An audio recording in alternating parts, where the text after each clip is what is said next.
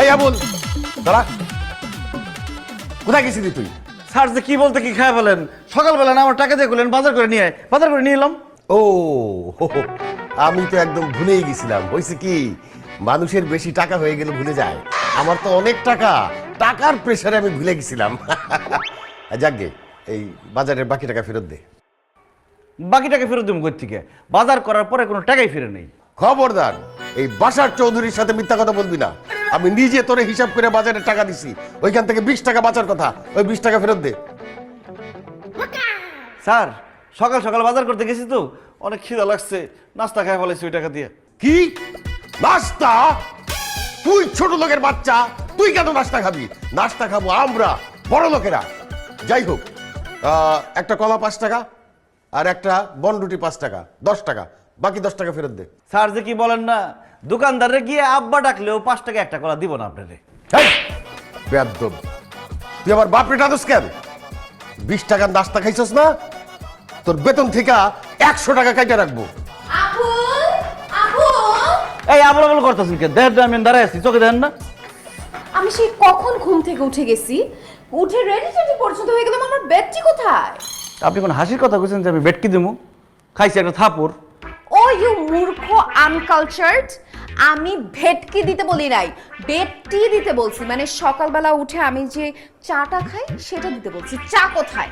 আর চা কেমনে দেবো ম্যাডাম? হাতে বাজার দেখতেছেন না, আমি বাজার করতে গেছিলাম। লোকের বাচ্চা, তোর কত বড় সাহস, তুই আমাকে বেডটি না দিয়ে তুই বাজার করতে গেছিস। এরপর থেকে আমাকে ফার্স্টে বেডটি দিবি সকালে, এরপর যা খুশি তা করবি। আবার আবার নাস্তার টেবিল কেন ফাঁকা? এখনো কেন টেবিলে নাস্তা দেওয়া হয়নি? আমি বাজার করতে গেছিলাম, নাস্তা দিবো কই থেকে? কি তুই নাস্তা রেডি না করে বাজারে গিয়েছিস? তুই জানিস না সকালবেলা উঠে টেবিলে নাস্তা না দেখলে আমার মাথা খারাপ হয়ে যায়? সবই জানি ম্যাডাম, কিন্তু আপনাদের বাসায় যে কাজ, আমার মনে হয় যে আমার হাত পা কম হয়ে গেছে। 2 হাত 2 পা দিয়ে এত কাজ করা সম্ভব না। আমার যদি আরো 4টা হাত 4টা পা থাকতো তাহলে খুব ভালো হইতো, সব কাজ করতে পারতাম। তোমার সাহস, তুই আমার মুখে মুখে তর্ক করিস? এবার থেকে আগে আমার নাস্তা রেডি করবি, তারপরে বাড়ি থেকে অন্যান্য কাজ করবি। আবুল, এই আবুল, আবুল মরছে। এই কথা শুনতা বলতা। এই আমার জুস তুই জানোস না আমি ঘুমের থেকে ওঠার পর আমার জুস লাগে? আমার জুস না দিয়ে তুই কই গেছিলি? স্যার আমি অন্য কাজে ব্যস্ত ছিলাম, এই জন্য জুস দিতে পারি নাই। জুস না খেলে কি হয়? হ্যাঁ জুস না খেলে কি হয়? এই আমি কি খাবো? আমি তোর মাথা খাবো? মাথা নেই খান, মাথাটা খাইলে আমি বাইসা যাই। গরিবের বাচ্চা, তোর মাথায় অনেক চুল, নাহলে সত্যি সত্যি তোর মাথায় গিলা খাই ফেলতাম। স্যার আমি হলাম কি আপনার বাড়ির দারোয়ান? আমার যে আপনারা সব কাজ কেন করান? রান্না বান্না করান, এই কাপড় চোপড় ধোয়ান, আবার বাজার করান। কারণ তুই দারোয়ান কাম কাজের ছেলে। কাম বাবুর্চি, কাম কেয়ারটেকার। কাম বাবুর্চি, কাম কেয়ারটেকার, কাম দারোয়ান, কাম কাম কাম, এত কাম করা লাগে, কামের টাকাটা দেন না ঠিক মতো। খালি দারোয়ানের বেতন নাই দেন, এরপর থেকে সব কাজ করার জন্য আমার টাকা বাড়াই দিতে হইব। এই ছোট লোকের বাচ্চা, তোর এত বড় সাহস, তুই বেতন বাড়ানোর কথা বলিস? হ্যাঁ, তুই আমার বাসায় থাকিস, তোকে আমরা খাওয়া দেই, পড়তে দেই, তোকে শোয়ার জায়গা দেই, মাস শেষে 4,500 টাকা বেতন দেই, তারপরে আবার তুই বেতন বাড়ানোর কথা বলিস? তোর তো খুশি হওয়ার কথা, তোর তো বলা উচিত গর্বের সাথে যে আমি বাসার সাহেবের বাড়ির কাজের লোক। রাইট ড্যাড, একদম ঠিক কথা বলছো। এই যা, এক্ষুনি আমার জুস বানিয়ে নিয়ে যা। এই, আগে আমার নাস্তা রেডি কর। আমার বেডটি নিয়ে আয়। এই এগুলো সব বাদ, তুই জলদি কেটে যা, চোর বটপা সব ঢুকে যাবে গেট দিয়া। ওরে আল্লাহ রে, একজন বলতেছে জুস দিতে, একজন বলতেছে বেডটি দিতে, আরেকজন বলতেছে নাস্তা দিতে, আরেকজন বলতেছে গেট ভাড়া দিতে। বিধি তুমি বলে দাও আমি কোথায় যাব?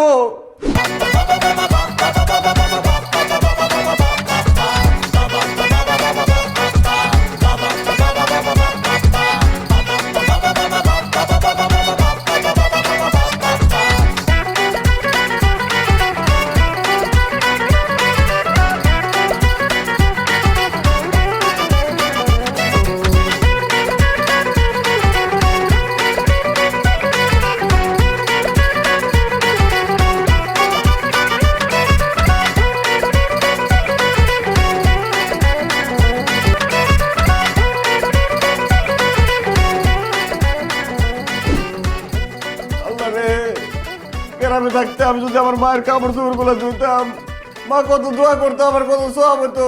তা না করে হারামির বাচ্চা, বড় লোকের বাচ্চা কাপড় চোপড় ধুয়ে আমার লাভটা কি? সারাদিন খালি মারে আর বকা দেয়, কাম করে।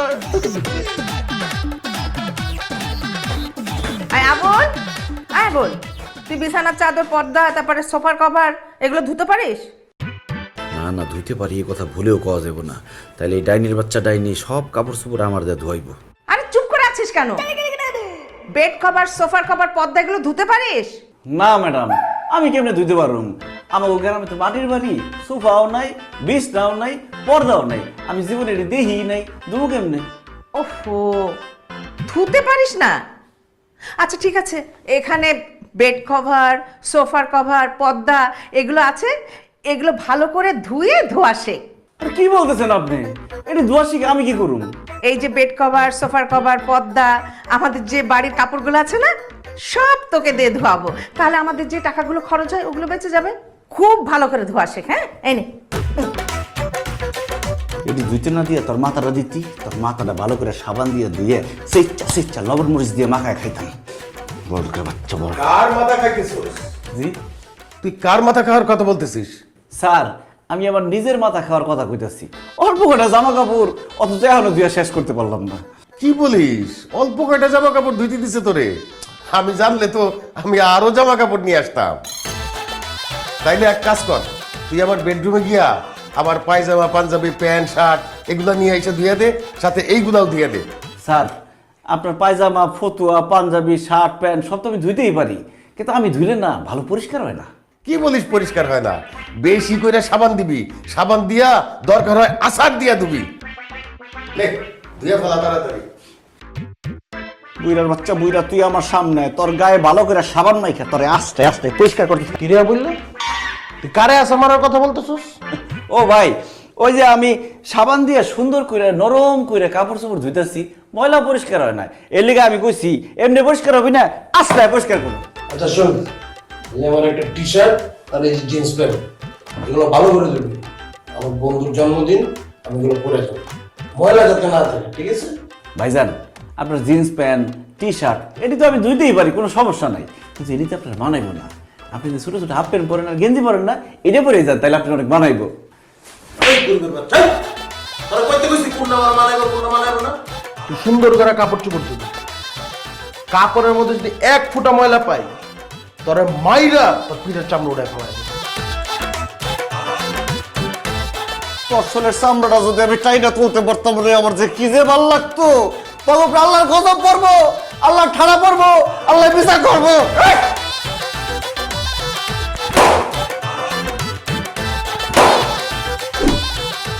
এই তোমার মেয়ের না রেজাল্ট দেওয়ার কথা আজকে, কোথায় সে? ওই তো ঘরের মধ্যে এসে ঢুকছে।